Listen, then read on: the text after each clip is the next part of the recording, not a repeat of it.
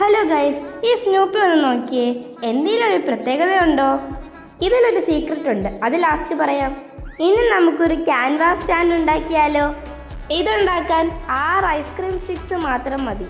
ഇനി ഈ വീഡിയോ കാണുന്ന പോലെ ഓരോ ഐസ്ക്രീം സ്റ്റിക്സും ഒട്ടിച്ചെടുക്കുക. ഞാനിവിടെ ഒട്ടിക്കാൻ വേണ്ടി എടുക്കുന്ന ഹോട്ട് ഗ്ലൂ ആണ്. ഈ സ്റ്റിക്കാണ് ക്യാൻവാസ് വെക്കാനുള്ള സപ്പോർട്ട്. ഇത് ഇളകി പോവാതെ നന്നായി ഒട്ടിക്കണം. അങ്ങനെ നമ്മുടെ ക്യാൻവാസ് വെക്കാനുള്ള പാർട്ട് റെഡിയായി. ഒരു ചെറിയ സ്റ്റിക്ക് എടുത്ത് 2 ഭാഗവും ഷേപ്പ് ചെയ്ത് ഇതുപോലെ ഒട്ടിക്കുക. ഇതൊട്ടിക്കുമ്പോൾ കുറച്ചും കൂടി ക്യൂട്ടാവും.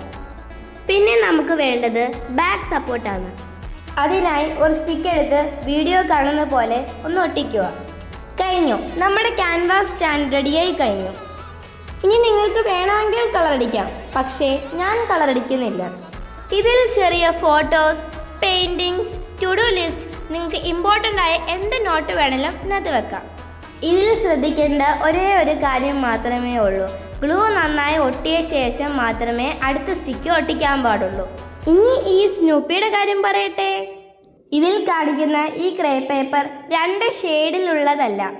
ഈ പേപ്പർ ശരിക്കും ഗ്രീൻ കളറായിരുന്നു.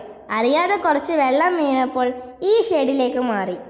ഈ പേപ്പർ വെള്ളം വീണയാണെന്ന് നിങ്ങൾക്ക് മനസ്സിലായായിരുന്നോ? മനസ്സിലായെങ്കിൽ ഒന്ന് കമന്റ് ചെയ്യണേ.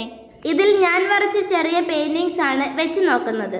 വീഡിയോ ഇഷ്ടമായെങ്കിൽ ചാനൽ സബ്സ്ക്രൈബ് ചെയ്യാനും ലൈക്ക് ചെയ്യാനും മറക്കല്ലേ.